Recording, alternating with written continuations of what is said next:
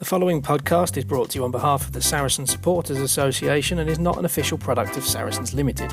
Content provided voluntarily by our guests and contributors are of their own opinion, which may change over time and should not be taken as fact, particularly as the podcast hosts are regularly talking drivel anyway. If you've got some drivel of your own you'd like to share, you can find us on Twitter and Instagram at fezcast_SSA. You can search Facebook for the Fezcast, or you can email fezcast.ssa@outlook.com. You're listening to the Fezcast. Well, welcome everybody to Fezcast number 746, season 20. Yeah, it's more and more like Game of Thrones as we go on, isn't it? But yeah, welcome everybody. Joining me tonight or today is Barry and Matt to run the rule over all things Saracens and obviously all things Six Nations, which is a case of, I think you might just wind me up and let me go, Matt. Is that all right with you, mate? Yeah, I mean, if we can try and keep it to a 3-day time limit, that would be all right, but, you know. Well, I mean, after last time with me and Barry discussing the Six Nations last time out, I think we did quite well to get it in under 28 minutes. So I think, you know, we've earned the right to perhaps expand a little bit this time out. We shall see. Anyway, did you all have a good weekend, chaps? That's the first question. Well, I worked most of it, but, you know, not too bad. Still managed to catch some rugby, but yeah, all good. How about Barry? Yeah, good for me. I was on stage doing a show, so that was enjoyable. And obviously there was plenty of rugby to watch as well. Absolutely. Well, let's get on with it. First things first.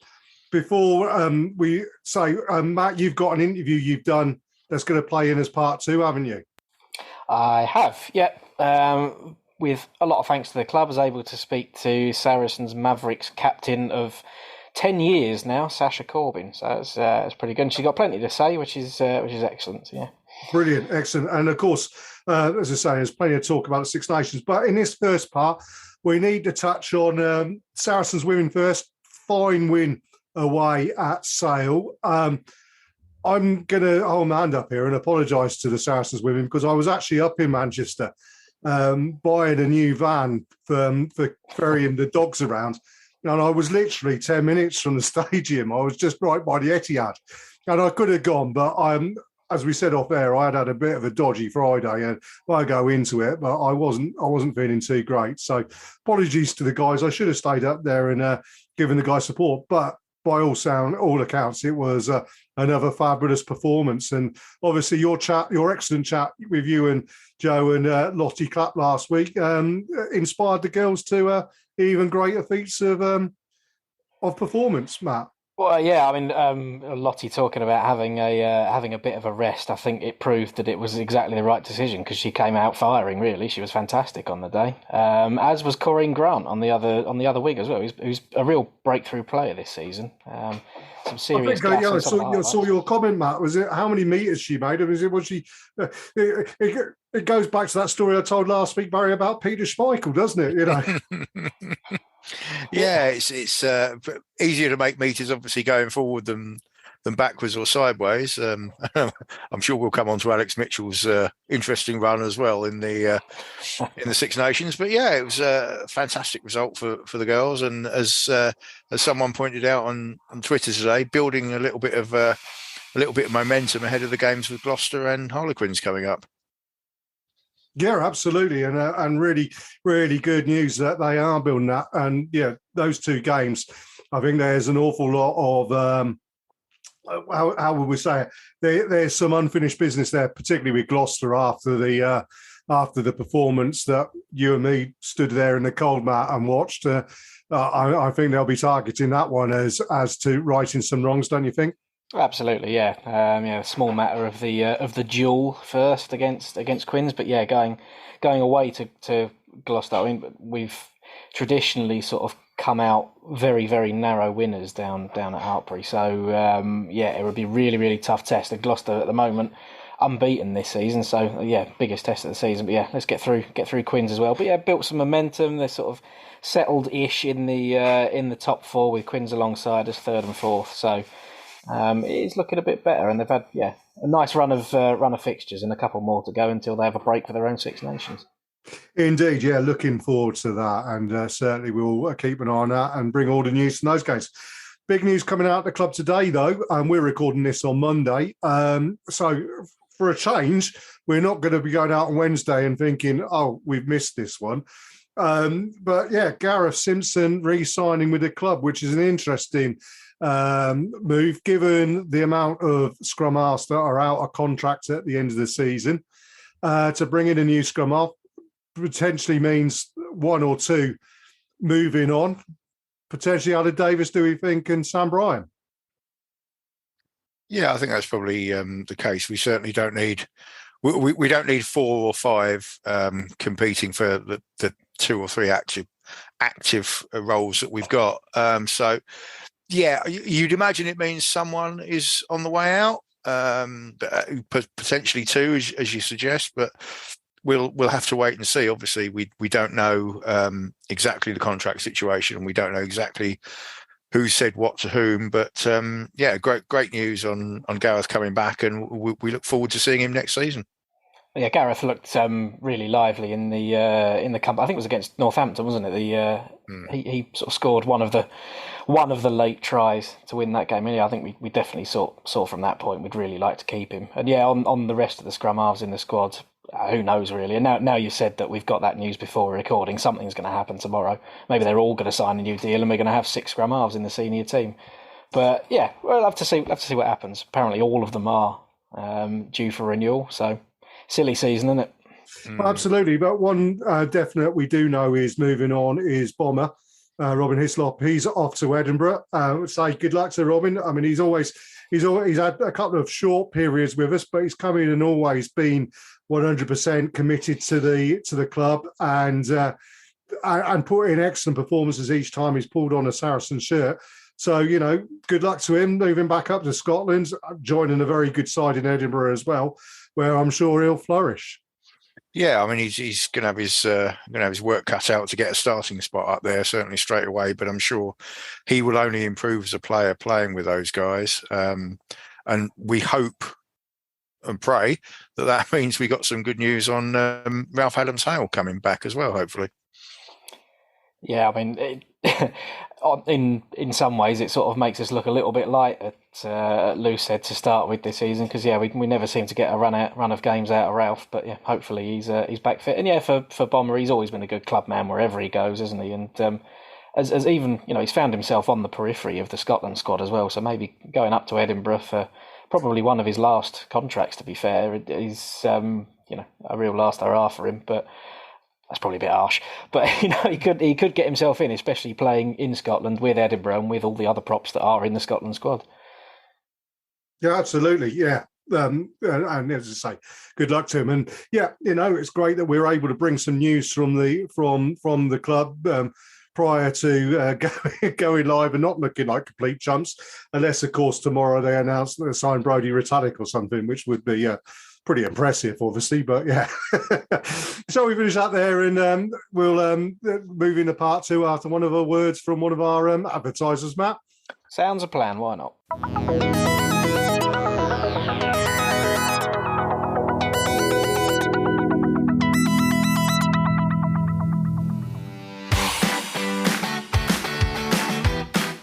You are listening to the Fezcast, which is proudly sponsored by the Saracens Supporters Association, and I'm Alison Davis, one of the SSA committee. For a £10 annual subscription, the SSA provides our members with monthly newsletters, virtual and in-person player events, away match ticket allocations, and we organise pre-match gatherings at away matches. We sponsor men's and women's players, and we support the Saracens Foundation Track Club on behalf of our members. On top of all that, every year we have a seasonal SSA badge, which is exclusive to members. Where else can you get that much value for a tenner? Join now at membermojo.co.uk/SSA, or come and see us on match day in the Oasis at the Stonex. This is the Fezcast. Okay, so we're doing pretty well for having club captains on the Fezcast. Obviously, last week we spoke to Lottie Clapp. I'm delighted this week to say that we're speaking to Saracens Mavericks club captain of 10 years now, Sasha Corbin. Hey, thank you for having me.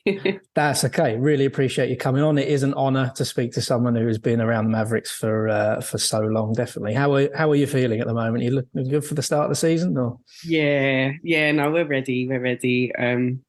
It has been a very long pre-season. We say this every year, but I think because we started in September the 7th, Yep. it feels like such a long time ago. And we just kind of want to see everything kind of come to fruition, really, and just see how we're going to come up against everyone. So really looking forward to it. And everyone's here now.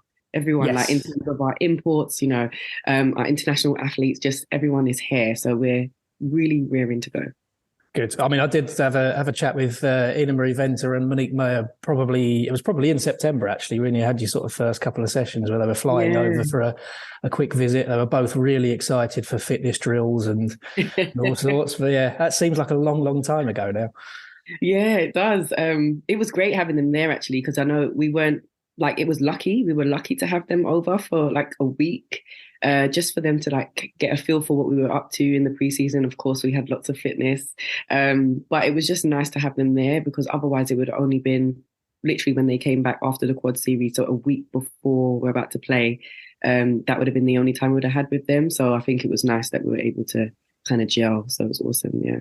That's good. But yeah, long, long time ago. But let's talk about you for a second. Obviously, on the podcast, generally rugby fans are listening, so we always like to get a bit of background on everyone that comes on. But you've been a top level netball player for a pretty good career now. No revealing of years and ages. We don't do that here. But I actually don't mind.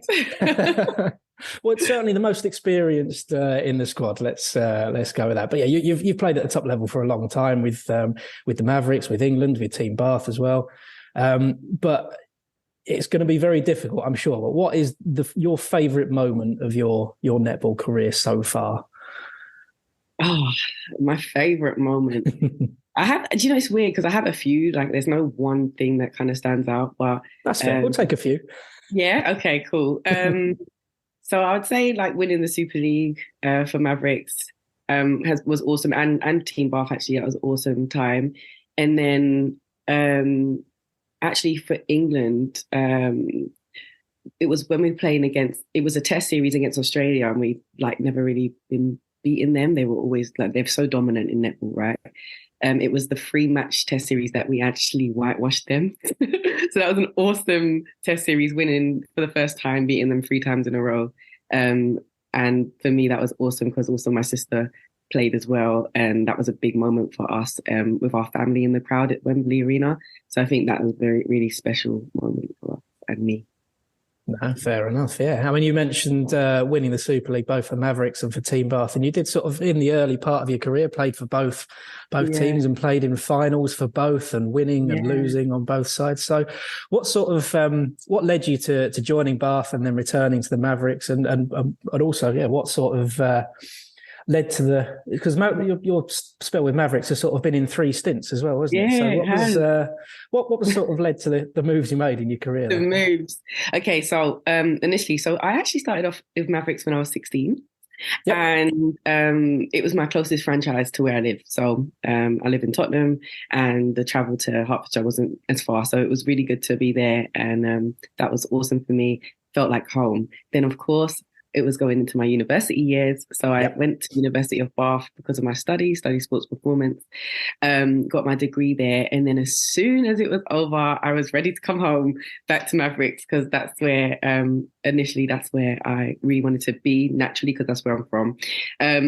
So that was kind of how it was. But it was cool because obviously when I was with Team Bath, we'd won 3 times in a row, and then I'd left and come to Mavericks, and then we won that year as well. So it felt quite like it just was a really nice time just being part of winning teams. Then it got to a point where I just kind of was after like a new challenge, just wanted to see if I could play elsewhere. I'd gone to Loughborough Lightning, played there, but I actually got injured.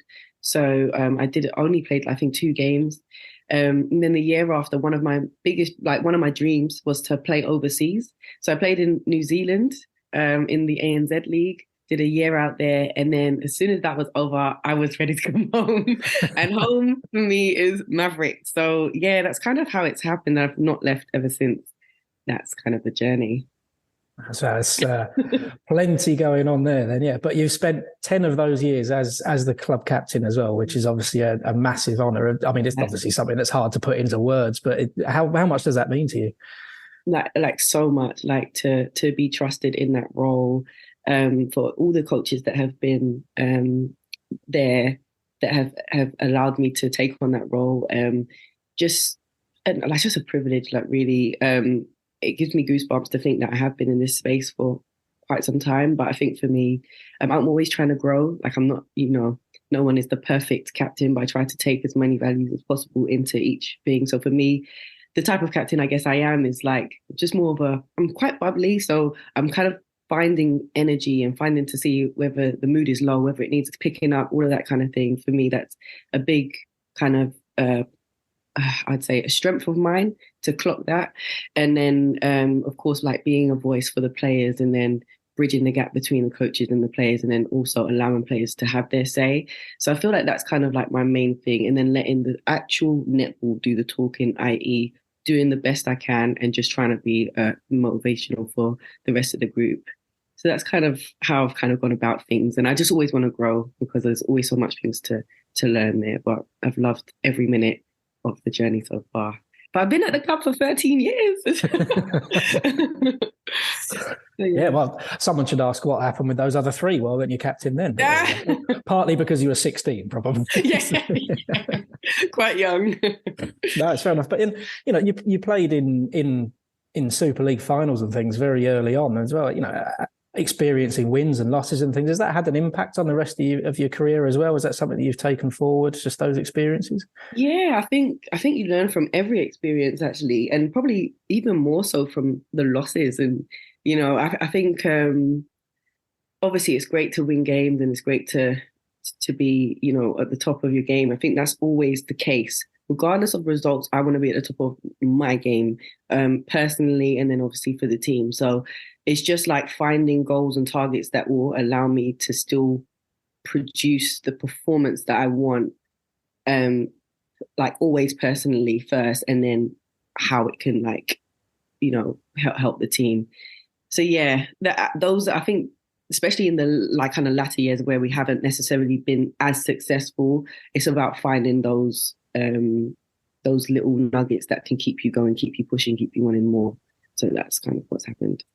Yeah, fair. So, well, you obviously mentioned the last few years maybe haven't been quite as successful as you want them to be, and for everything that has led to a change in the coaching staff as well, with Camilla Buchanan taking over a more senior role, having sort of worked her way up. But it's quite interesting. Obviously, you've been around for 13 years at the Mavericks, and Camilla's been a teammate of yours through that time, and is now your head coach. So, there's the relationship all that time, has it been the same? Is there any changes now? She's a coach, or now she's the head coach even. Yeah. Has that made any difference, or is it a good working relationship all the way through?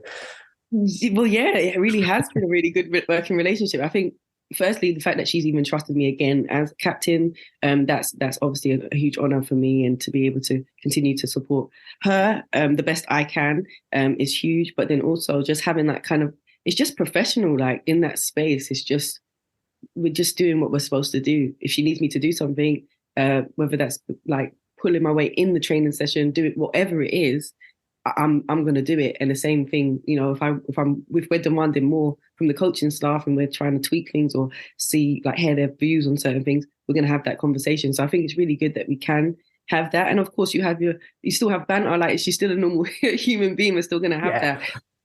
But it's a really nice working relationship. Yeah. That's good. I mean, one thing that was really interesting, what you said earlier, was about sort of bridging that gap between the coaches and the players, being the captain of the team, being a leader and being experienced in that. Is that something that sort of carried through the years anyway, or is that a slightly different approach maybe to what it's been before? Or? I think that's something that's come with time. I must say, it's definitely come with time. I think understanding it's important to have that gap, but not have a gap at all, really.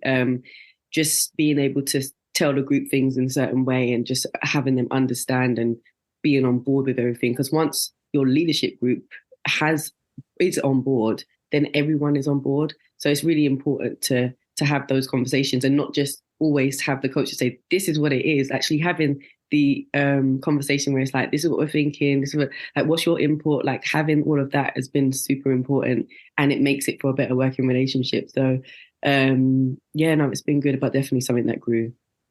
So, I mean, given my lack of netball experience, the one thing I have picked up on is just the sheer pace of the game and how it's played. So you must have to be on a wavelength with people that, you know, telepathically in tune with what people are doing. So that being linked together within a leadership group must be very, very important. Yeah, and it's so good to have leaders. Like, we have so many leaders in the group, to be honest. Like, it's not all on my shoulders, and I'm so grateful for that. You know, there's times where I might dip in the session, I'm human, and other people step up, and that's just how it's supposed to be. And I feel like that's how everyone should feel. Like, they have a voice, they're able to speak, they're able to deliver in performances. So yeah. That's good. That's pretty encouraging, really. I mean, have you seen any sort of differences in this pre-season compared to the last couple of years? Obviously, Camilla's been involved as a coach already anyway, but has the mindset changed a little bit for this one? I just think people are excited. There's been so much change. There's this, you know, from all staff, from our physio to our manager to and the fact that they're full time as well, like our, you know, coach and our assistant coach, just S&C, just everything is new and fresh, in a sense where those that have just come into the group, they see it as this is what it is, and then we're building it to be our own, if that makes sense. Yeah. So it is a different feel, new personalities, and it's nice and bubbly. But of course, we've not got into the real hard parts of the season, so I think it will be testing for sure. But right now, it's a really nice space to be in. Really nice space. Yeah, I mean, it's something that we seem to cover on this podcast quite a lot, especially when we're talking to you guys from the Mavericks and from some of the players in the women's rugby team as well. The difference it makes between having some full-time staff, some part-time, some semi-pro staff, it seems enormous, and particularly with strength and conditioning. I mean, on the rugby side, we're obviously seeing some professional players, some part-time players, and you can almost see before the game's even kicked off who's who. But having full-time strength and conditioning staff must be a huge, huge boost for you. Oh yeah, it really is. And those guys that are even rehabbing, they have something to do every single session. Like, you know, sometimes, like in the past, just, you know, financially, whatever the situation has been, like netball's not been in this space before. You know, there might be a week where they just don't see the physio. And so it's just, you know, we're not moving forward. They're kind of feeling stagnant. It can be quite tough. So having a physio and an S&C coach on board has been huge for us. And we're getting seen to quickly and getting back in quickly, which is awesome. Yeah, it's just such a big difference. But then also a lot of our players are able to play, do most of the full-time program that we have. So we're training Monday, Tuesday, Wednesday, Thursday, different times though. So some people may have to be at work. So we still have that, but there's more players that can do the full-time than ever before, which is awesome for us. That's good. Yeah, I'm moving in the right direction there, definitely. Well, yeah, speaking of full-time coaching, now I was very, very rude about, last summer we had the girls from the Quarter Time podcast, the two Lucy's, on with us, and we were talking about our team of the year and our predictions for next season and all sorts, and they put me on the spot and wanted my bold prediction for the team. And I very rudely suggested that with all the changes in the coaching staff, you might retire from playing and join the coaching team, completely ignoring the fact that you've got plenty of years of good standard netball left in you. So I'm sorry about that. But as you're here, it is worth asking you the question, is that something you'd like to do? And obviously you've spoken about, as in your position as a captain and leader of the team, you are kind of doing a little bit of coaching in a sort of personal sense with players and with the coaching staff as well. But what are you thinking for your next steps? Next steps. It's so interesting because I do love coaching. Well, first of all, it's very rude that you said that Yes. I'm retiring. I apologise as many times as I possibly can. I'm joking. I mean, I'm obviously of an age where people do retire. So, no, I feel good. So, first of all, I do feel good. I feel like I can play the game at the highest level and I can perform. So I'm very excited about that. Although the pain after training sometimes is a lot, taking a little bit longer to recover, but I'm doing all the things that I need to do. So that's the thing. But yeah, after, so I'm dabbling in at the moment and some of the Sky Sports TV stuff. So I'm really excited about that. There's like a new hype show coming this season, and really gonna kind of look into that space. Never done it before in that way. So that's something I would look into. Coaching, love coaching, do it anyway. But I've always kind of thought, if I'm coaching, I'm basically doing the same thing I'm doing now and even more. So I'd probably take a bit of a break, I think. But I'm not saying it's a no. I would never say no to coaching. I'm just saying maybe not straight away, a little bit of a break, and then see if I can get myself into that. But I do have a business also called Solo Sessions, which is a coaching company. So we do go out to different schools and clubs and different universities. So yeah, it would be cool to continue to do that, work in that space too. Yeah, now I've seen that, and one of the free sessions that you put out during COVID, I did give a go actually once. Oh. And you talk about being sore after training. I don't think I actually got out of bed for 3 days after. It was tough. I've got a lot of work to do. Come on, you got it. One day. Okay. Now, part of the reason I sort of bring up what you'd like to do next is I'm putting you on the spot here. This is a bit unfair, but did you know your Team Bath profile from 10 years ago is still on the internet? Stop it. No. So it's got a little biography, and it's got a little line in it about what you'd like to do when your netball career is over. What did I say? What did you say? You would like to be a children's TV presenter and appear as a contestant on Strictly Come Dancing. Still a dream? It's actually something that, you know what? That is not far off from what I wanted to do and what I'm able to do at the moment, which is kind of happening at the moment. So I'm really excited that, yes, come on, younger Sash. It's good. Yeah. Strictly Come Dancing. Yes. I mean, if you got a plug, bring me in, please. I've got plenty of contacts, but that is not something that we're able to do on this show. One day, you never know. Darn it. No, I'm sorry. I had to bring that up. I just saw it, trying to find out a few little bits and pieces, and had to pull that one in. But we should get back on the topic of netball, really, rather than Strictly, shouldn't we? Sorry about that. But yeah, look, let's So after a couple of years, obviously you're slightly missing out on the top four and things. There's been a lot of changes in the squad, a lot of new players coming in.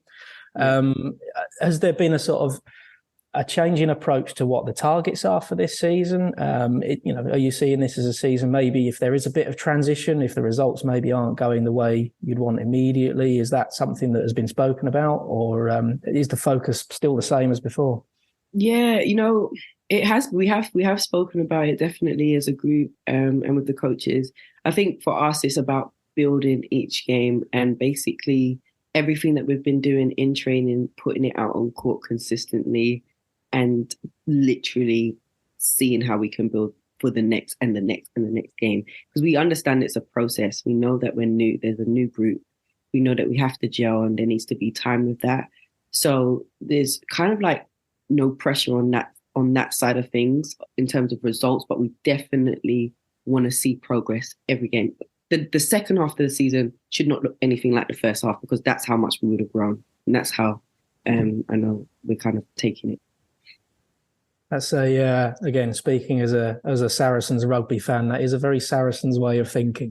This has happened before, the sort of draw a line under a few years and rebuild with a few changes to staff and squad. And, we saw the benefits on the rugby side. So fingers crossed for you guys as well. But, the new look squad itself, there's a lot of new players. Has everyone gelled together quite nicely? A lot of new relationships and things built?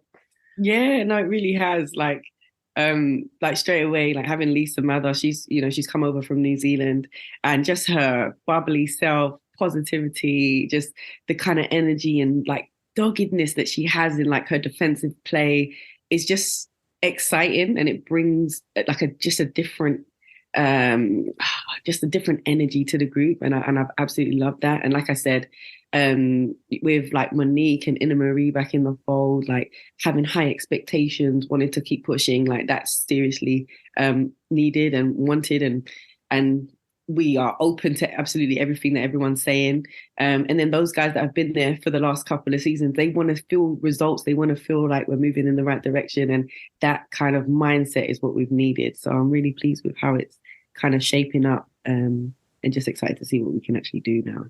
Yeah, that's good. I mean, is there any point of the season in particular that you're looking forward to? Or is it just the season as a whole that's pretty exciting for you? Yeah, no, the second half of the season, because I want to feel like we've genuinely learnt from some games, and then we've been able to change, tweak, and do everything we need to do to continue to get the results that we want. So for me, the first half of the season, usually, of course, everyone's kind of figuring each other out, getting the results that you need.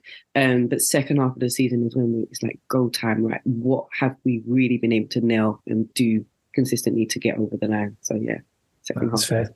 So yes, well, we're recording this before the first game of the season, but it will go out after. So delete as appropriate. Congratulations on the win, or commiserations on the loss. Who knows? But it sounds, I'm not going to say that the result is secondary. Obviously, no one likes to lose, but it does sound like it's the style of play and the effort that players put in and that side of thing that is going to be slightly not more important than the result itself, but it's definitely a huge factor in how you shape up for the rest of the season.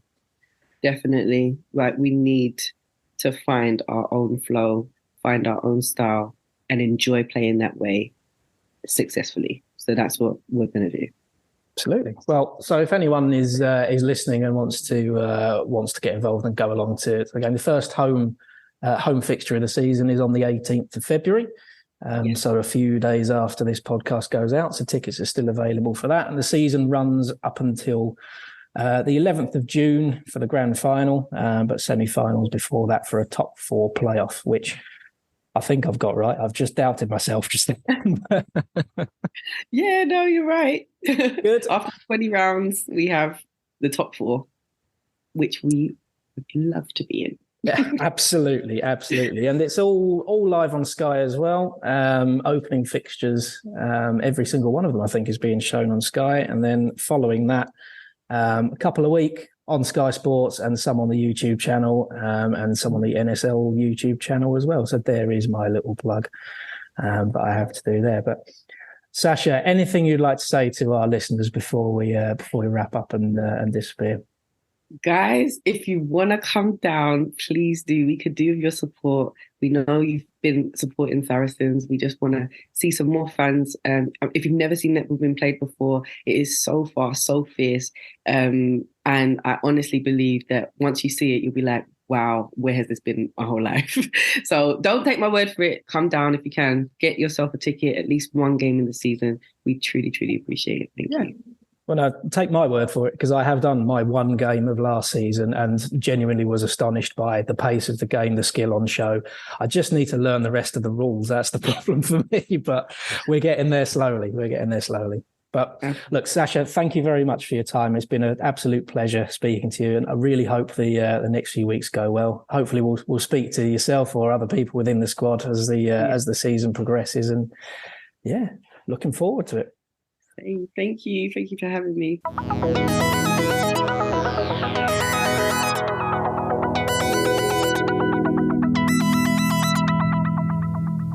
Hi, Alex Osterberry here, Director of Rugby for Saracens Women. You're listening to the Saracens Fezcast. This is the Fezcast. And welcome back to part 3 of the Fezcast with me and Matt and Barry. Big thing, obviously, it's Six Nations time. Second week of the Six Nations has been upon us. Shall we go through it in chronological order, in the order that the games were played, and start with Ireland, France? Start with the best game. Well, yeah, absolutely. Absolutely. It was a cracking game, wasn't it? But with two big talking points that put Wayne Barnes first and foremost, and the subjects of a lot of the chat about the game. First one, less of an issue with this one. James Lowe's try. He wasn't shown the angle that suggested that perhaps James Lowe had put half a centimetre of foot into quarter of a centimetre of grass for about 2 milliseconds. I mean, the thing is, Wayne Barnes on the pitch said, I believe it's a try. Is there any reason it's not?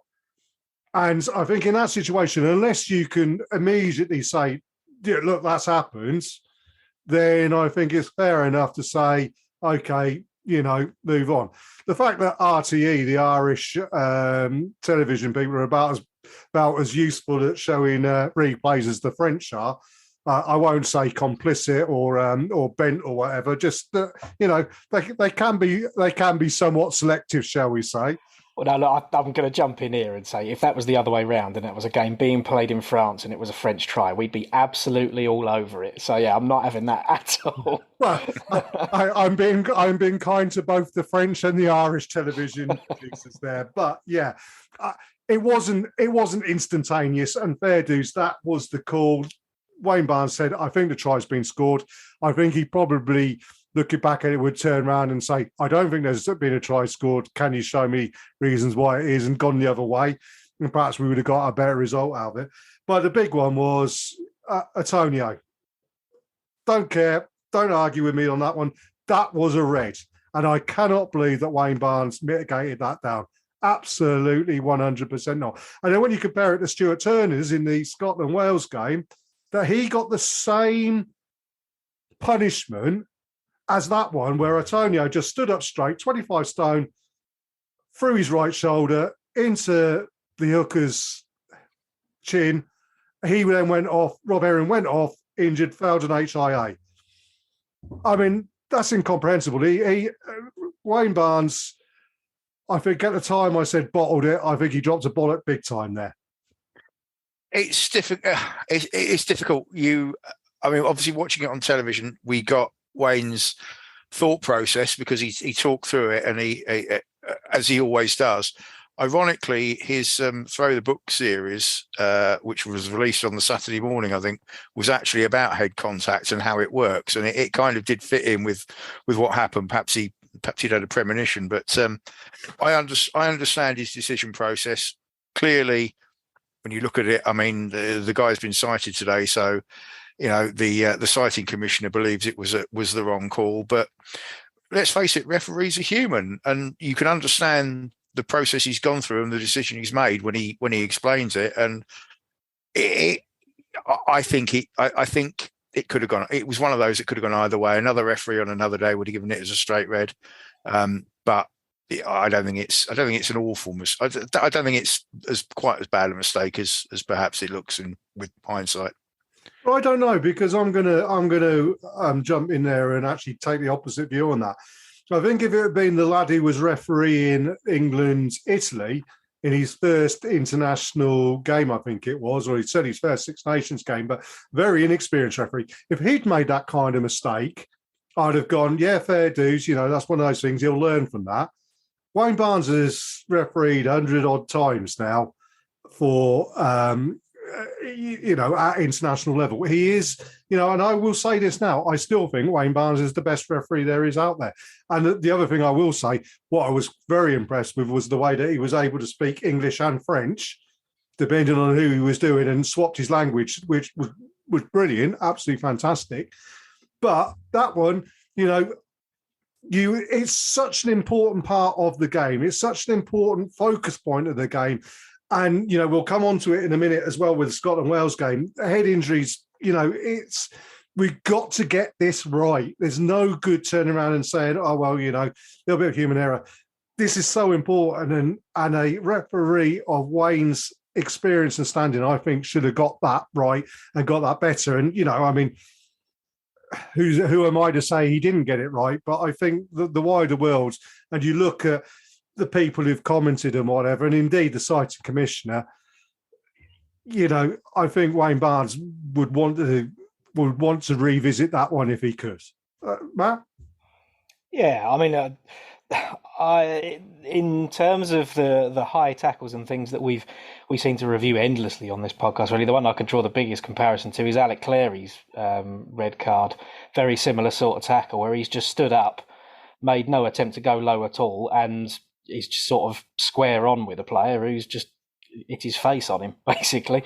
And at the time, Clary's was a red, so Antonio's was a red. And to be honest, I don't think you thought Clary's was a red, but it was. That's the similarity, and the issue we've got is that I've nosed my way through the red card protocol. The bit that's too subjective, really, is the element of force and speed, because you can't really have a sort of definitive point over what constitutes high force, high speed, low speed. They're both interlinked anyway, which is also a load of rubbish.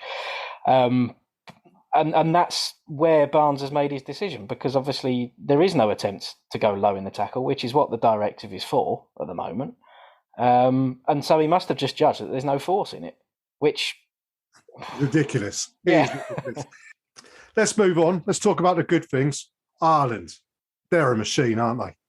Oh, they are absolutely superb. I mean, I don't think France played particularly badly, but you could see it's the number one team in the world. I mean, they look unstoppable at the moment, and France will be obviously looking with an eye on their home World Cup later on this year. They'll be okay with not with losing, but they'll be okay with their performance, and they'll think back at home, they're going to have an edge. But yeah, I mean, Ireland look very, very, very good. And I'll say this, I'm not Irish by any stretch of the imagination, but let's hope that for once they're not peaking just a little bit too early. Well, I think they're actually peaking just right. And, I think the comment was made, it was either Lawrence Dallaglio or Clive Woodward in the ITV coverage where they were talking about the importance of winning a Grand Slam in the season that you go to a World Cup, about building that momentum. And I really look at Ireland now and say they've got England at home. Scotland's going to be the difficult game for them, but we'll talk about that in a second. I just think their momentum's building, and there's two players I want to pull out, and we're going to talk about standoffs quite a lot in this part of the podcast. Johnny Sexton rolled back the years, gave 50 minutes. Really good, but my standoff of the round of the weekend was Ross Byrne. But Ross Byrne came on at a point when France was still in touching distance with Craig Casey at scrum half, and they just gave an impetus to Ireland that allowed them to accelerate. That then Gary Ringrose's try was the topping of it. But the other player I'm going to call out is because I also score players on Facebook. I put them all in there and I'll score it. And very rarely do I give a 10 to a player. But Caelan Doris got 10 out of 10 for me. He was just absolutely supreme. As a fellow number 8 myself, might have mentioned that before. He just did everything absolutely 100% perfection. And it was a joy to watch. Oh, absolutely, yeah. I mean, Ireland are doing what they needed to do, and they've had some big players who have either retired or dropped away from the squad a little bit, and they are really starting to replace them. And Doris is one of those guys who's waited a little bit for his chance and has absolutely grasped it with both hands. And yeah, I mean, going back with Jonathan Sexpest, I don't know why I can't like the bloke, but that was going to be my sort of point on the 1 week question mark that they have going into the World Cup is the reliance on a 37-year-old fly half. But like you say, Byrne coming on showed that they would probably be all right at the moment. But yeah, they look like the number one team in the world, and they're not just there because of the weird way the rankings work. They're genuinely the best side out there, and France did really show that they're a pretty close number 2 as well. So. They did, although I think with France, and I'm going to mention it when we talk about England, Italy as well, there's an element I described, their general Napoleon de Ponce, and they are playing with a slight arrogance, which I think they need to knock out themselves pretty rapidly if they're going to actually do this in the World Cup. I think they're, and we'll mention that when we come to Italy. But let's move on to Scotland, Wales, which is definitely a tale of two tens. And you can say it was the worst of times. It was the best of times. It was a complete curate's egg from one standoff, it was a curate's egg. From another standoff, it was an absolutely diabolical performance. We'll start with Finn Russell. I mean, he got man of the match. The whole rugby world is blowing smoke up his arse like it's going out of fashion. He's the number 10 of the week, wherever we are. And I'm sat there thinking, he polished a 50-minute turd with 30 minutes of gold dust, is the best way I could describe it.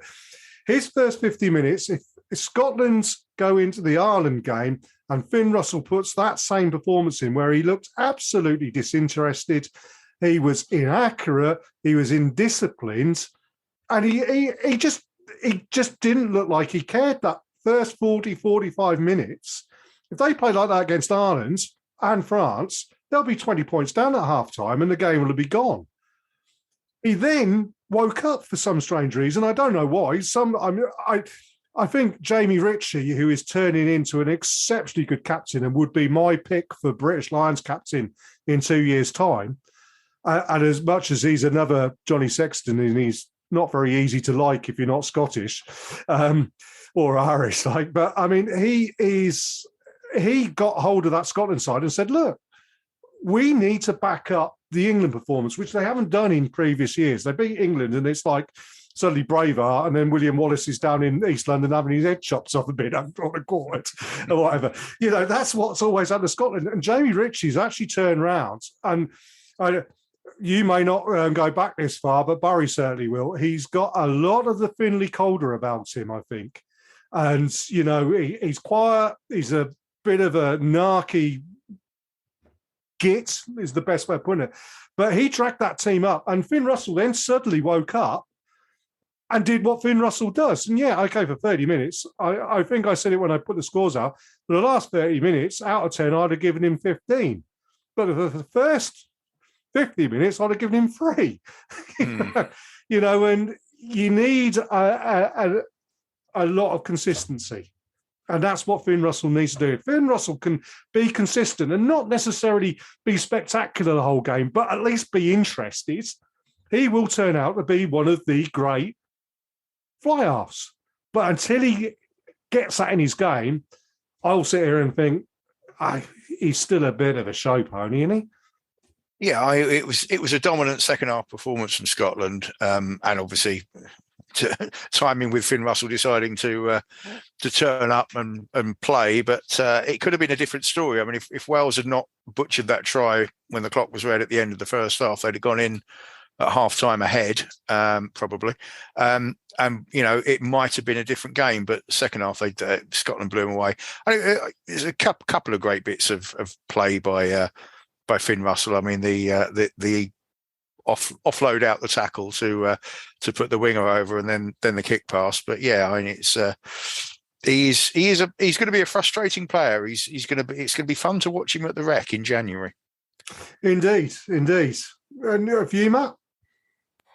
Yeah, I mean, the Finn Russell pass for the try out the back of his hand. I've watched it a few times. I thought he doesn't need to do that because he'd actually be able to dot the ball down himself. But that's my only real comment on that. I mean, he is a Maverick. He's a Maverick player.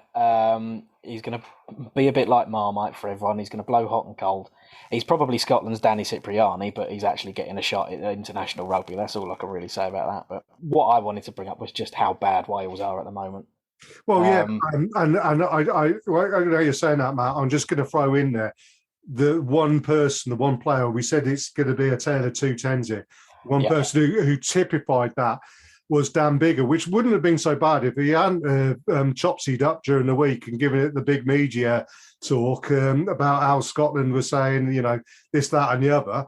If you're going to say that, come out and back it up. But then he came into that game on Saturday, played like an absolute lemon, and then spent most of the game screaming at Rio Dyer, who's a young kid. Now, we see it at Saracens with Owen Farrell, that Owen Farrell will not be afraid of telling a player if they've done something wrong. And we've heard it from Will Hooley when he was with us that he will tell you.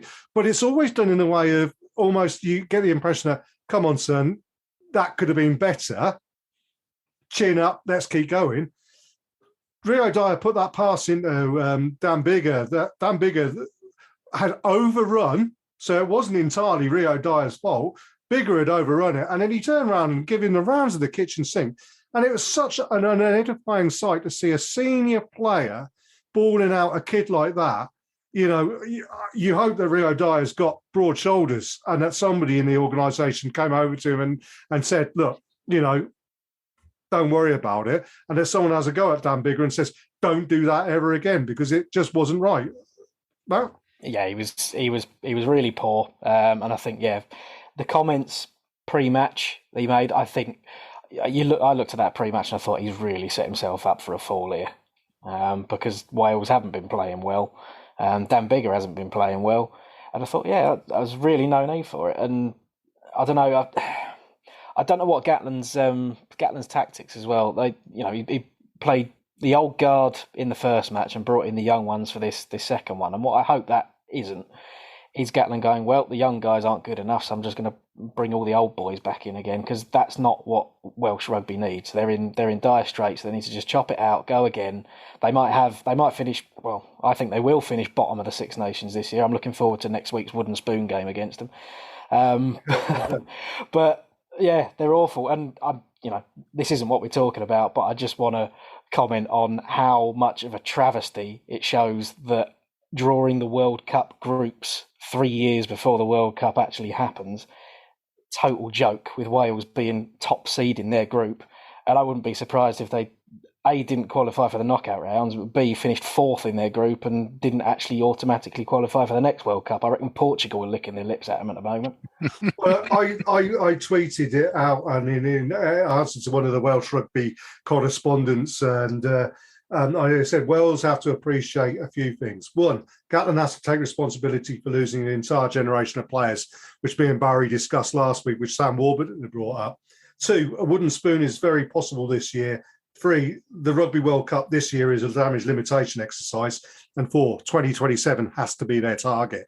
And I don't think that Gatland is the right person to take them through to that. The Welsh rugby is in an absolute mess, isn't it, Barry?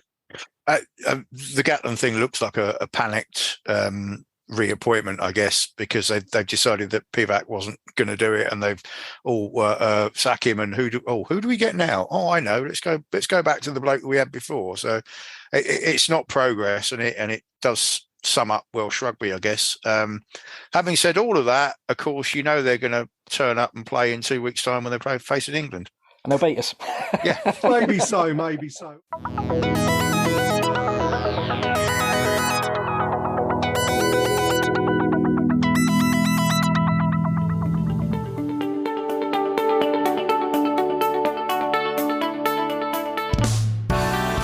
Hi guys, I'm Alex Linton and I'm a proud Looseheads ambassador. I'm Sydney Gregson and I'm a Looseheads ambassador. We're a rugby mental health charity working to tackle the stigma. You can find us at Looseheads on all social media channels or at looseheads.co.uk. The Looseheads mission is to place a mental health lead at every rugby club. Get in touch now to find out more. Take care and enjoy the rest of the podcast. Enjoy the rest of the pod.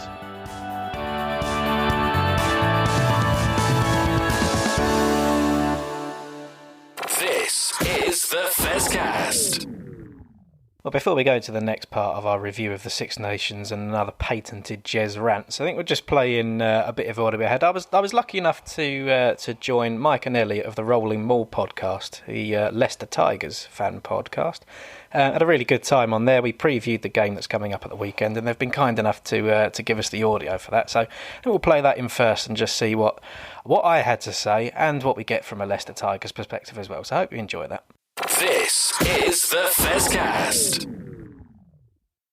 Well, we're very lucky to be joined by Matt Bartlett from Fezcast, a sort of Saracens sister show.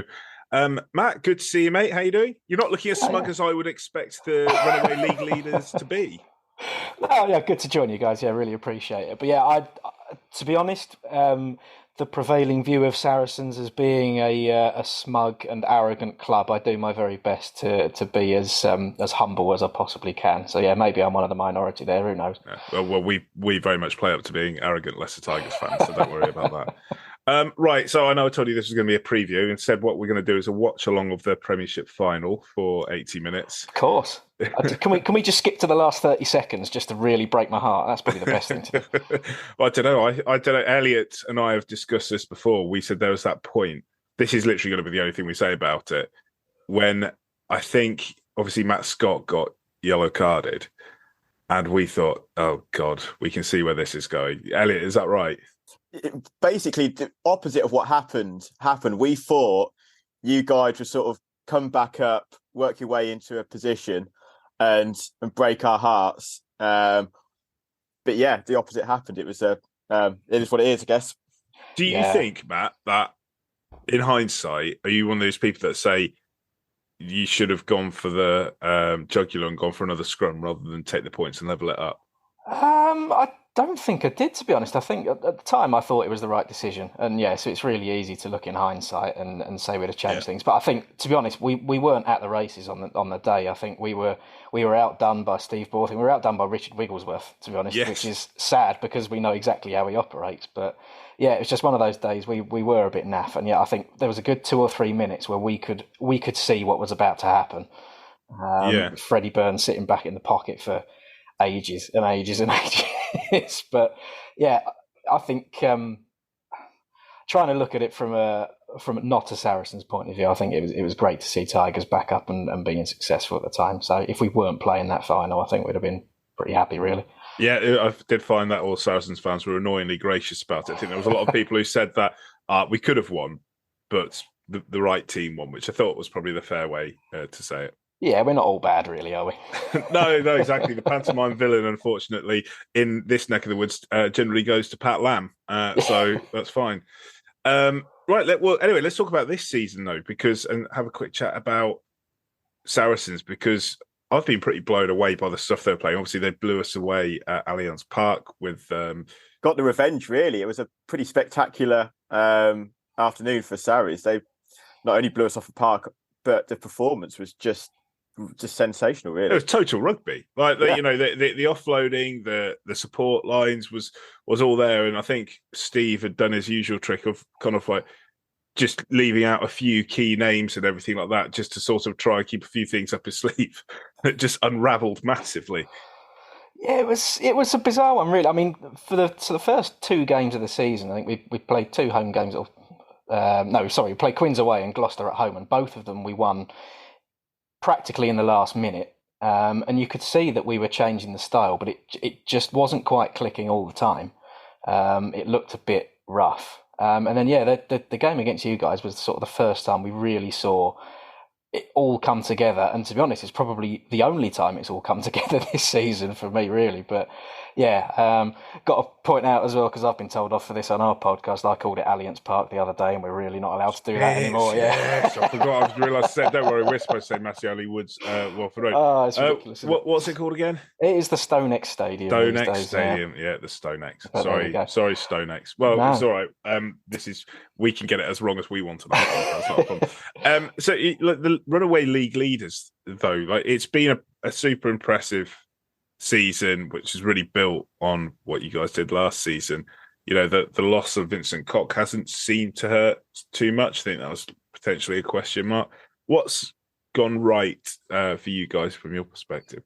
Yeah, I mean, it is a bit odd. Like you say, losing Vinnie Koch was the thing that we were most worried about. And we sort of let him go and replaced him with, I think we made 3 signings at tight head, and they've all sort of sat in quite well. And we've had Marco Riccioni back, who we signed last year, got a very bad injury, so he's effectively been a new signing as well. So we seem to be pretty well covered there. But it is a bit strange that we're sitting top of the table, looking fairly comfortable. But I think 5 or 6 of the victories we've had this season have been last minute penalties or last minute tries. We've come back from 15 down with 15 minutes to go on at least 2 occasions this season, and last week against Bristol included. So the shaving of a post or a try not given, we could be mid-table.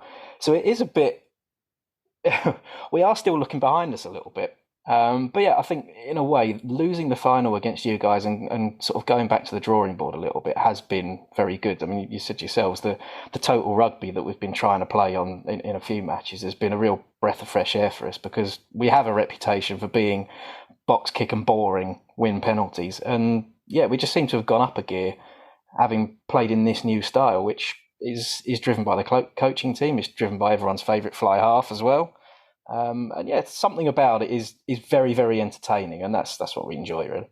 It's really interesting because I'll hold my hands up after the final. I sort of went, it could be a changing of the guard sort of thing. You know, we were a team full of youngsters, start their careers, 21, 22-year-olds, win the final. Looked at the Sarries team, experienced campaigners, but I sort of went, it could be a seminal moment where, Sarries, those guys get a bit older. We've got the young crop coming through. It could be a sort of changing over, but completely wrong on that front. You guys really have, like you said, reset the system, gone back into what you want to be, and it's proven wonders. It is fun. It is interesting that you say about the close finishes and the comeback games, because that's so much like what we were last year in terms of it going our way, and actually we've been on the other side of things this year. We sit in 8th, and me and Mike sort of keep a record of sort of like last minute defeats this year. And I think if we added up our points of what we could have got, we would be top 3, and we would be bang on Sales's Sales's coattails. So it's fascinating how it's sort of played out this year. Oh, definitely, yeah. It shows this season as a whole. I think across the whole league, it has been pretty entertaining. And yeah, we could be 3rd, 4th, 5th. You could be top 3 as well. It's we're still only halfway through, so who knows what's going to happen come the end of it. But I think we're just counting injuries, I think, till the end of the season probably. Yeah, so we're coming up to yet another Premiership Rugby, I suppose, scheduling triumph, in where they've put together last season's finalists coming into, I'd say you're entering, like the last stretch now, coming into the season, not quite in full running phase, but, but certainly for us, we're saying we've got to win most of our games to make sure we get the playoffs. And it's been done, obviously, at a point where we're going to be without our internationals. Obviously, potentially a few will get released. I personally think a lot of the Tigers players that haven't played should be released. I don't think Ben Earl should be released at all. I think he should be made to do extra laps around the pitch at England training. What's the Saracens looking like in terms of their availability? Because obviously, I think along with Leicester, they've been hit hardest. I had a discussion with one of your fans on Twitter, and I said, I think Saracens have been slashed more broadly, and that's obviously sort of like more players in more positions, but we've been cut more deeply. I think obviously losing first and second choice tight heads and scrum half. No, I think you're probably right there, to be honest. And certainly early in the season, a lot of people maybe wouldn't necessarily have noticed, because a lot of our injuries were for our maybe second choice players in a lot of positions. So it wasn't necessarily cutting our full strength 15 away. But it was just hitting the impact that we could have had off the bench. And we've had, it's obviously a massive shame what's happened to Wasps and Worcester, but we've brought in 4, 5, 6 of their players on short-term loans just to cover all of the injuries we've had in that wider squad. And in the Prem Cup, we basically wrote it off, and our entire back line was a bunch of 18-year-olds, which explains why we got a bit of a shelling in a few of the matches there. But yeah, obviously a bit more recently, we've had the likes of Theo McFarland, Elliot Daly, who have been our players of the season up until this point, but they're both now out for the rest of the season. But it's a little bit tricky to tell who's available and who's not at the moment, because playing Bristol at the back end of January is the last time we played. Not playing again until you guys on Saturday. So there may be players that are coming back from injuries that we don't really know about. But yeah, obviously because of the missing fixtures in there, we've had a bit of a break, which could work in our favour, or it could mean we're going into it a little bit cold. But yeah, there's a lot of injuries around. I think for Saracens, I don't know off the top of my head, to be honest, but I'm led to believe that we have got one of the smallest senior squads in the league. So you'd look at it and go, it's the quality players rather than the quantity, if we're talking salary cap, which is a terrible thing to be doing. And yeah, we have noticed a lot of big injuries, but yeah, hard to tell who's around. I think this weekend is actually really interesting to see what Steve does, not just with the Leicester and Saracens boys, but across the England squad as a whole, just to see who he wants getting game time to and who he wants to sort of keep into camp. I think from our perspective, he's done us a bit of a favour because Watson and Ben Young's got released last Joe week Hayes as well. So and Joe Hayes and Guy Porter have sort of started to come back, and sort of from the wider squad, they've been the ones that have been cut. So you sort of see whilst we may have had 7 or 8 in the England squad, I think we're going to get 4 back. Montoya and Visa are now back fit. So actually, in a way, we go into this. I certainly, from my position, I sit going into this game going, the chance of a decent 23 being put out from our side is actually pretty strong. I'm looking forward to really what the sort of 23 we're gonna get.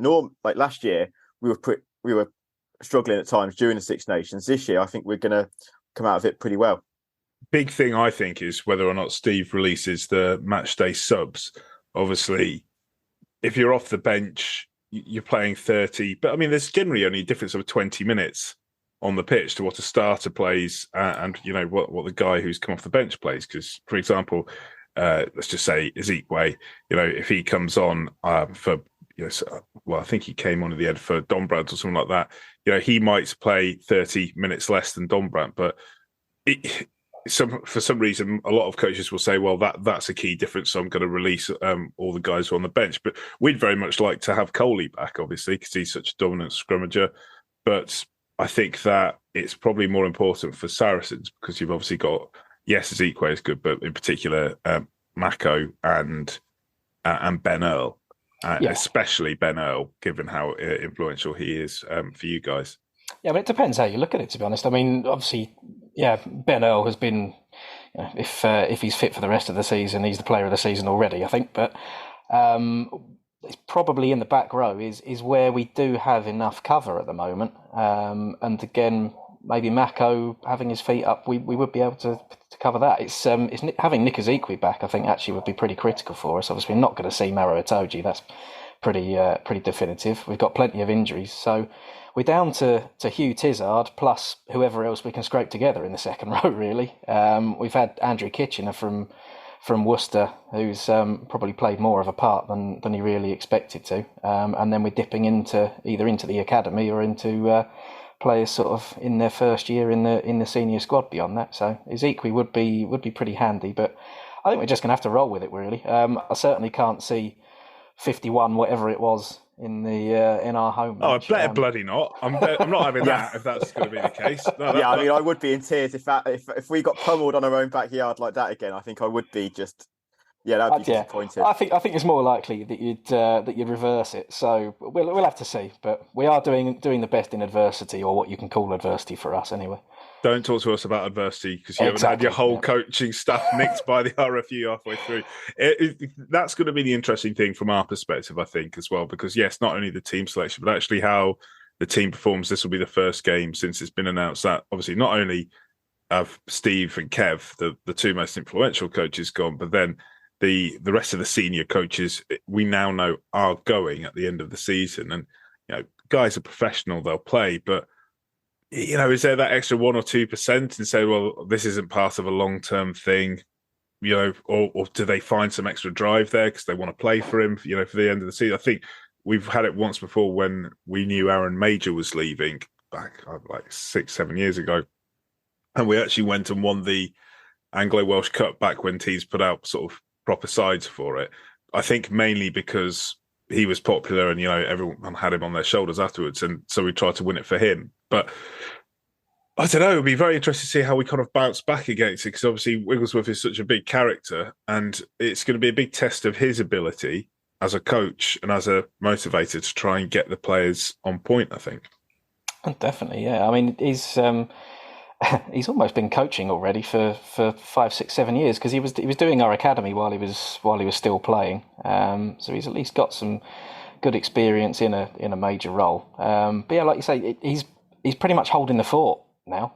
Obviously being appointed as soon as Borthwick leaves, but then within weeks leaving to join Steve Borthwick. You can imagine that there are some players maybe not writing the season off for you, but who are slightly going to change their style and how they're playing. So I've got some major sympathy for you. But is it also a good, what's the word? I was going to say show of faith. That's completely wrong. But having your entire coaching team join the England setup at least it must be a bit of an honour for you. Oh, it's the same as I think when you get the players called up, isn't it? At the same time, it's like somebody's repeating you, kicking you in the bollocks, but at the same time, you're saying, "Oh, I'm really, really thankful for this. This is great. I'm so proud." But I mean, yeah, it is going to be strange. I mean, Elliot, do you think, in terms of how we're going to play, is there any chance? Actually, there's probably not any worse team to play than Saracens, but in terms of like trying to sort of loosen the shackles a little bit and try and perhaps play a little bit more freely than we did against Northampton, which was so disappointing. To me, there's a couple of things that's quite interesting to stand out with. One, if the rumours are that we have signed our next head coach, whilst it might not be have been announced, whether the players are aware of who it is, and someone's watching, sort of thing. That could be the sort of thing that gets us through to the end of the season with the view of, look, he is going to be watching all the games, he will be making judgment. That might be our motivation that could help us, reduce some of that falling off gap. And the second thing is, depending on which Leicester side turn up, because under the Wigglesworth era, we sort of veer between the sublime and the ridiculous. And, Claremont away and Gloucester at home are the two victories we've got under the 6 games of Wigglesworth's time in charge.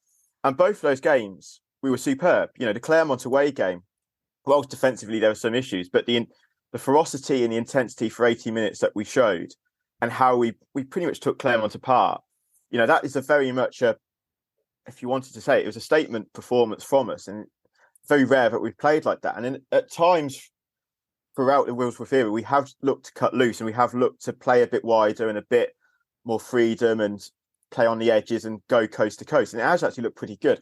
You converse that with at times where we've looked absolutely appalling. I mean, the Newcastle away game was, it wasn't. Yeah, the Sale away game's a write-off, I think. Yeah, I mean, we can't really go into too much because just everything happened on that one. But the Newcastle game in particular was a disappointing one. And against Ospreys and Saints, at times we looked really, really good and we took the teams apart. And at times we made so many basic errors, and Saints, we just fell back into the old bad Leicester way of playing. It really is hard to judge what Leicester team turns up because, as I say, the 23 I think they'll be picked would be pretty strong, all things considered. But it's whether that 23 can actually go out and do what it's capable of. And I think if it can do what it's capable of, and if it can it can match a Claremont away performance, I'd go into it feeling, it could be a good win for us. But equally, it's as much capable of falling apart as such, and you turning up and doing a job on us. And that is the big question for me. It's interesting, actually, because I think we're actually thinking about the game in the same way between us. We've come off the back of our last 2 results have been a loss up in Edinburgh, who played with a ridiculous intensity and fully deserved victory, and a win against Bristol where we did not deserve anything out of that whatsoever. It was just our luck that Bristol were absolutely rubbish and ahead of us until the last knock-ins of the game.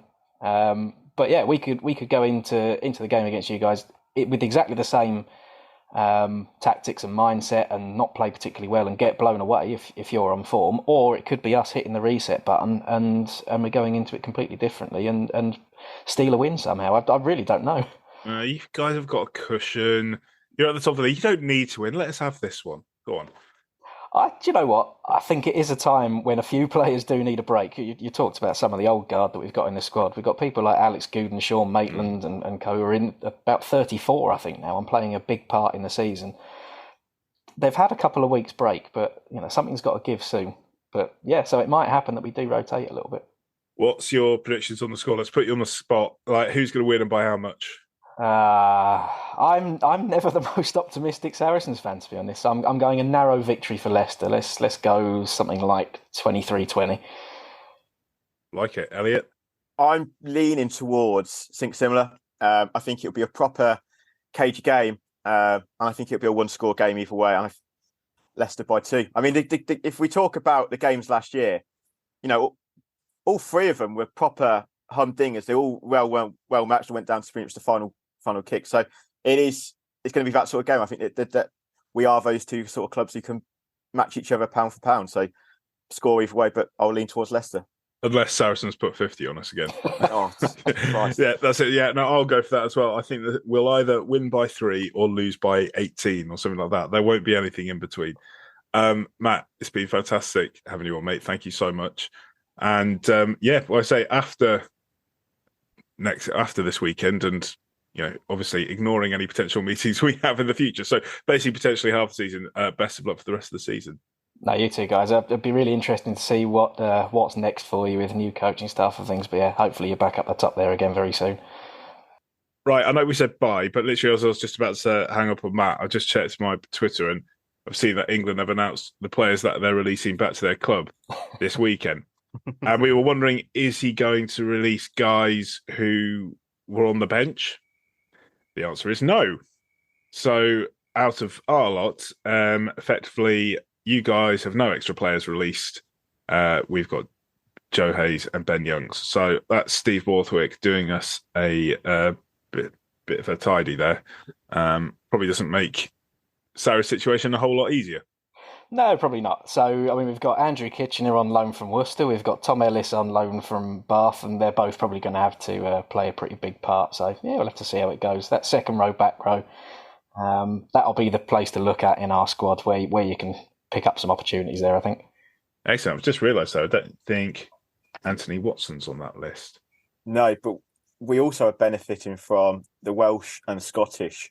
We'll get Tommy Raffel back and Cam Henderson back as well. And you'll get Tompkins back, actually, then I assume as well. Yes, we should get Tompkins. And Andy Christie was released by Scotland back to us last week with an injury, but I think it was just a dead leg, so he might actually be able to play a part for us. Yeah, that'd be interesting to know then whether or not the players that were released, that's in addition to the players released last weekend, or no, that follows it up. Anyway, brilliant. All right, proper goodbye this time, Matt. Thank you very much, mate. Look forward to see how the weekend goes. Yeah, cheers, guys. Thanks very much. Cheers. You're listening to the Fezcast. Well, of course, back we are here, Barry, Matt and myself, to discuss the final game of the weekend. England-Italy, that many years ago would have been seen as England putting 30 points at least difference on Italy, being very easy, being a bit of a cake run, bit of a turkey shoot. And this is the first point I want to make about England's performance on the weekend. And we have to bring it back to the weekend before when Italy played France. France turned up in Rome to jouer, to throw the ball about with gay abandon, thinking that it was going to be a 50 points to 5 win, like it's always been for France against Italy, a bar the odd blip here and there. They didn't show, I don't believe, Italy enough respect, and they went unstructured and they went, let's have a bit of a throw around and a bit of a laugh and treat it as a training game, as a warm-up for the main body of the Six Nations, shall we say. And they very nearly came unstuck. And England, I think, looked at that, and Steve Borthwick looks at that and said, what we need to do is pay Italy some respect.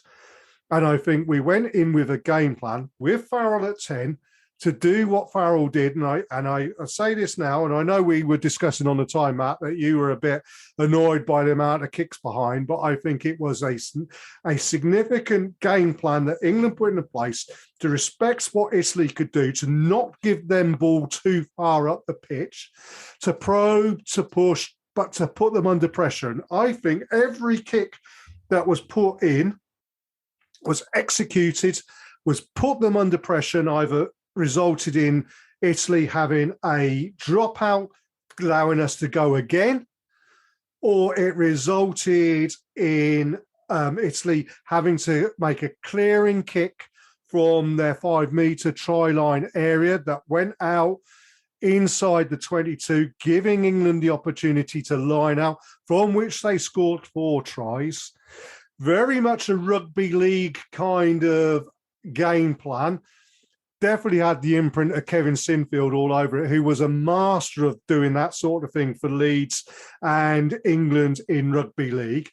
And it worked perfectly. Now, okay, it won't have appealed to the gay abandoned fans. And yes, I know Steve Borthwick has turned around and said, we want to entertain and everything.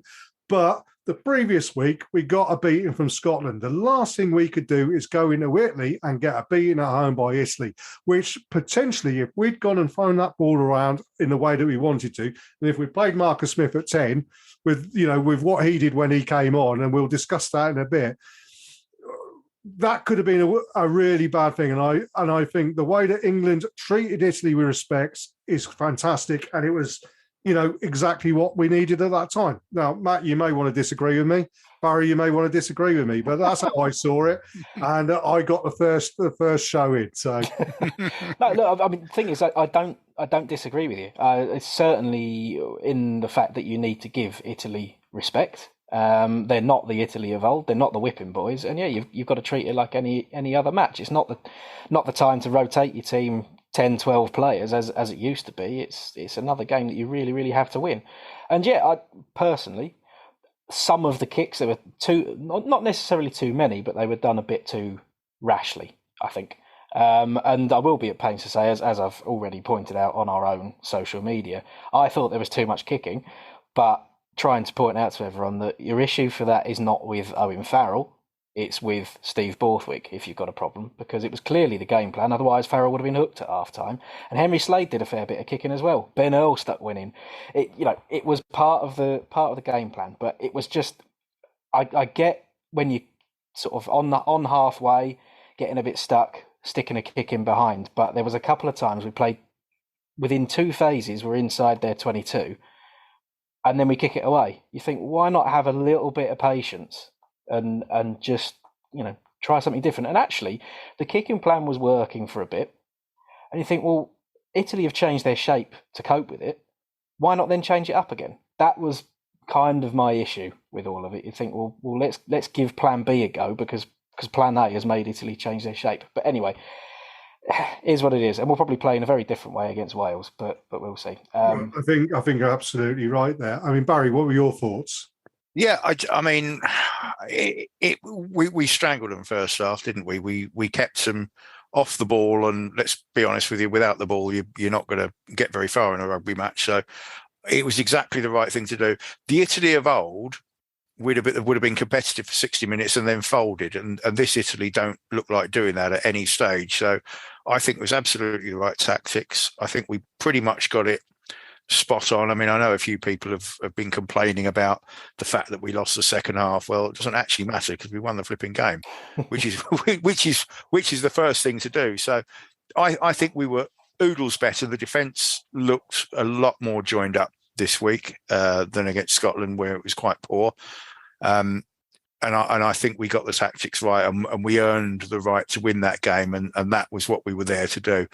We probably will have to play differently against Wales, particularly in Cardiff, but there was nothing wrong with what we did yesterday, and it got the points. I think the only relevance of the fact that we lost the second half, which you can't get away from, it means it wasn't a complete performance, but no one thinks it was. Steve Borthwick won't think it was, and so it'll be something that they'll look at and that they'll work on. Indeed. What the important thing here is Scotland, we lost, could have won. We talked about the Ben Earl turnover situation, but it wasn't a great performance. This is an improvement. If we see an improvement next time against Wales, and then we see an improvement against France, and we see an improvement against Ireland, don't even necessarily need to win those 3 games, but to see an improvement and a development of what Borthwick wants to do, then I haven't got a problem with that. What I want to do, I will say, we scored 5 tries. In fact, we scored 6 tries. How Jacques Van Poorvliet's try was knocked off, I will never know. I mean, the guy's run across the front of Bobby Lawrence and trips over his feet. That is not an obstruction. That is not stopping anything. That was just 2 blokes running in the same direction. Well, I think with that, you'd go, well, if Van Poorvliet's try was chalked off, then one of the Italy tries should have been, because Dan Cole was completely blocked off from making a tackle. So you either give both or you give neither.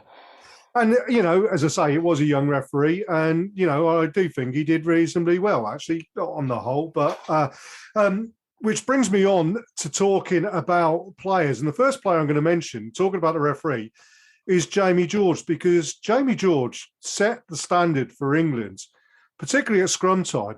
And I think he actually talked the referee through the game. and Shazza, my wife, pointed out watching it. She said, "Isn't Jamie George? Isn't he just a lovely, polite young man who says the right things, asks the right questions, and gives the right advice?" And he's absolutely right. You know, he was a said, "Excuse me, sir, can we? This needs. If this happens, we're going to be fine and everything." He hit 19 men out of 19. And, you know, I think when I did my team of the week, I said Stuart Turner or Jamie George, hooker of the week. I mean, both of them were superb. You can't beat what Jamie did, can you? It's a very different Jamie George to the one we saw at club level a few weeks ago, where his own teammates were having to hold him back from punching a referee, I think. Yeah, I mean, everybody's allowed a red mist every now and then, but yeah, no, I thought Jamie had a great game.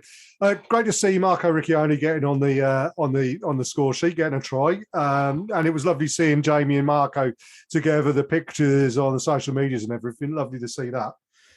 Need to mention though Maro Itoje, because Maro came in for a little bit of criticism, indeed from us, didn't he, Barry? When we did talk the week before, saying perhaps Maro might benefit from a bit of a knockback. I think actually the Scotland game, as all great players do, when they get a bad performance, they know they got a bad performance, and the great players come back the next week. And I think Maro, you know, he got penalised a couple of times, but you get that from a player who plays on the edge. But I think he really did up his game and was really impressive in this game. Yeah, he definitely was getting back in the direction of his old self, if you like, and being dominant. It was one quick thing about the referee. I thought the referee had quite a decent game. There was a few things that I thought could have gone either way, but he was certainly consistent, and you know, he seemed to do all right. Mauro back almost towards his best. If he makes another, again, like the whole performance, if he makes another step up against Wales, then we'll all be happy. Absolutely. We'll move into the back row now. Okay. Lewis Ludlam, I think he's nailed on the sixth shirt at the moment, and congratulations to him. He's doing really, really well there, which means there's a situation now where 3 into 2 don't go. And looking at that back row, Jack Willis, I assume, can play number 8. I know he can play number 8. He is a number 8 in an open sized body. Which means for me, against Wales, I'm picking him and Ben Earl in the 8 and 7 shirt. Ben Earl can play 8 as well. So there's an interchange between those two players. Indeed, Lewis Ludlam can play 8, so there's even more interchange. Alex Donbrandt, I mean, I think Sam pointed out on our Fezcast WhatsApp group, where David Blackman said that Alex Donbrandt had improved. He said he's gone from absolutely useless to not quite, just below average, I think he said, wasn't it? And he was. I mean, Alex Donbrandt didn't have a great game again, I don't think. And really, we missed Billy Vunipola there, and I think, you know, I would be bringing Billy back. But, you know, if you're going to go Jack Willis and Ben Earl, and I think that would be Ludlam, Earl and Willis would be your back row for Wales. Yeah, I wouldn't necessarily disagree with that. I mean, you've got Lewis Ludlam and Jack Willis starting for England and actually being ball-carrying threats, and you just wonder how much fun Billy would have had out there if it had been picked. But as it exists at the moment, you're probably looking at moving Jack Willis to 8, because Alex Donbrandt, for me, hasn't yet nailed that shirt down. I mean, I'm just looking. He's got 10 caps, and I can't really remember him doing too much in any of the games he's played for England, to be quite honest with you. But no, I'm sure Borthwick will keep with him because he thinks he's the future. So we'll have to wait and see, I guess. And I think the one thing to mention about Jack Willis is it's brilliant that he's got himself back into the England reckoning, and after such a horrible injury that he had in his last opportunity against Italy. And he's looked like an international talent, and he could be big for us. And yeah, if it's Willis and Earl 7 and 8, then they sort of play in a similar way to what Ben Earl and Jackson Ray have done at 7 and 8 for Saracens, where they are pretty interchangeable, both playing either position. We've seen Ben Earl pack down in the 8 spot in the scrum with 7 on his shirt, and run the ball in, score tries from the back of that. Willis is capable of doing exactly the same. So yeah, I wonder whether they will mix it up against Wales a little bit, because Wales looked good twice when he's come on. Absolutely. But let's move into the backs. Quick mention of Max Malins. I've already had another fine game, and indeed, should have had an assist. But the person we need to speak about is Owen Farrell. Now, we've talked a lot about 10s, as we said. I think Owen Farrell had an 8 out of 10 performance for England against Italy. And I've had this argument with friends, Scotsmen in particular. What Owen Farrell did, first of all, minute 1, his intensity was high. Minute 80, his intensity was still at the same height. His kicking was to a game plan. It worked. It put pressure on Italy. Yeah, okay, maybe it was a little bit too much, but it wasn't at the detriment of doing the other sides of the game. I mean, Ollie Lawrence got deservedly man of the match for England. He made a shed load of meters. But the reason he made shed loads of meters was because Owen Farrell was taking the ball flat on the line, taking hits from the likes of Negri, and how that wasn't ever a penalty when Negri put his elbow in his face and give him a bit of the old shuffle on the nose and everything. I will never know. That was remarkable how, and actually Owen Farrell, for someone who they were obviously trying to rile up, showed remarkable restraint in that situation, because I think I would have thrown one back. But Ollie Lawrence made meters off of Owen Farrell, taking it into the area. And unlike Marcus Smith when he plays, and I know Marcus Smith is becoming my new Danny Cipriani. We'll talk about that in a minute. But Marcus Smith doesn't make those passes. He'll run, he'll cut down space, and he'll get caught. Owen Farrell takes the run, knows when to pass it, delays the pass if needs be, makes the pass early if it has to be. And Ollie Lawrence made so many yards off the back of that. It was impressive. Also, Owen's defence was exemplary, and it was epitomised by the tackle he made late on Capuzzo. Owen Farrell's got no pace, apparently. Capuzzo is like grease lightning, and Owen chased him down and took him down, which allowed us to get Ollie Lawrence over the ball and turned it over. It was exemplary work from Owen Farrell.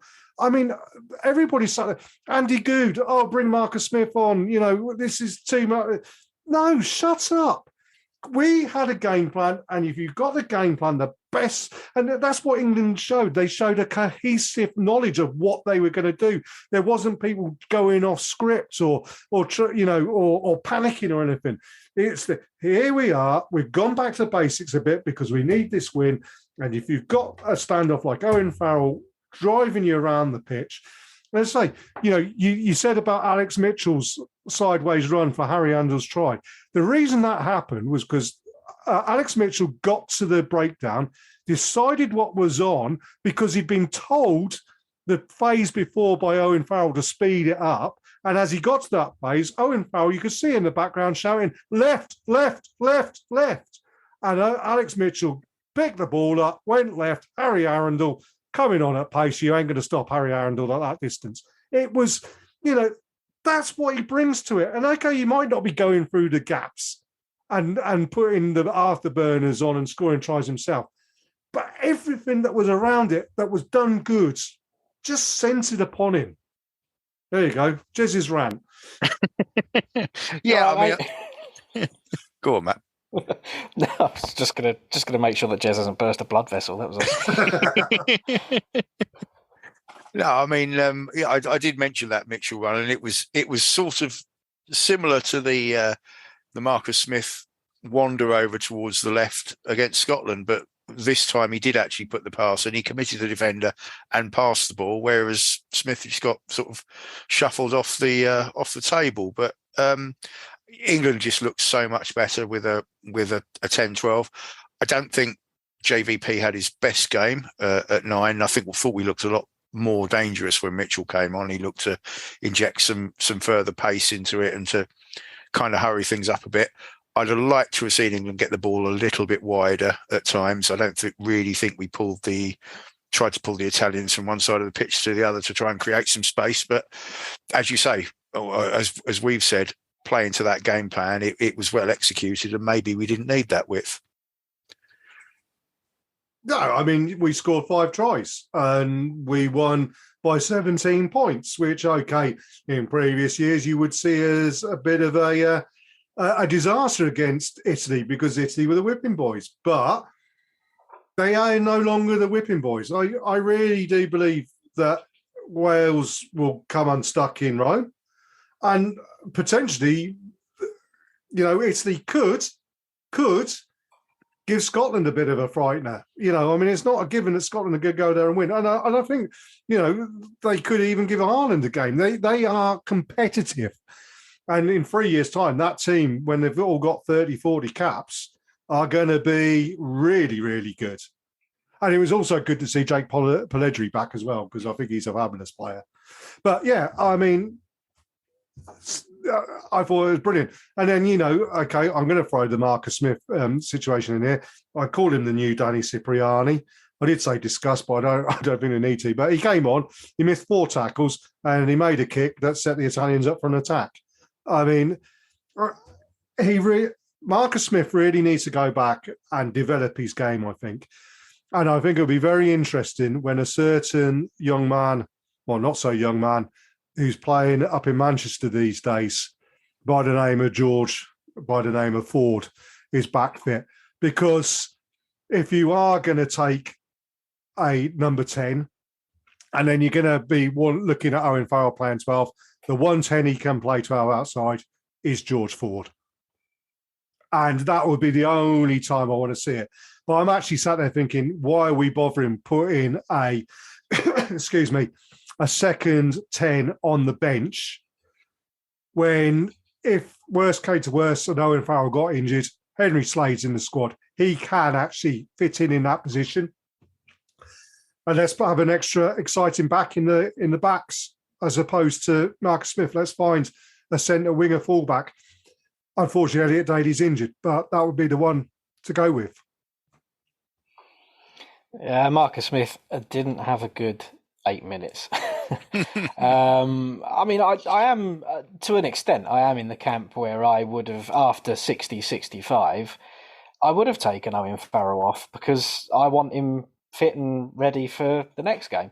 And I would have brought Smith on at 10 because I don't think he really had anything to lose there. So I do get the sort of, why have you brought him on and change the centre pairing and like that? But yeah, I do think that Smith will be international quality at some point still. He has shown glimpses of it. And I think he'll be international quality in the same way that Finn Russell is international quality. And we've spoken about how he can blow hot and cold as well. So there is that side of it. I don't necessarily share Jez's strong views, but it's yeah. Oh, I am the friend of the Quins. I am. I honestly, on Twitter, you'll see there's one in particular, Quinn of the North or something. I think he's called. He does not like me. Yeah. I think unfortunately your Saracens tinted glasses are starting to make you look like Mr. Magoo these days. But here we go. I will stand by every opinion I have, and as I've always said, same as on music, I will never deny anybody's right to be wrong. On that, let's finish this off and say thank you very much, gentlemen. You'll be pleased to hear I'm having a couple of weeks off now because, as I say, it's my birthday next week, so I won't be around on the weekend to record. And also the following weekend, me and Shaz are off to York for a well-earned bit of R&R. So Matt's in the hot seat looking after you. Although we hopefully will have an interview with somebody pretty damn big to bring to you. Can't say too much about it at the moment, but, get your barbecues ready for this one. It'll be a good one.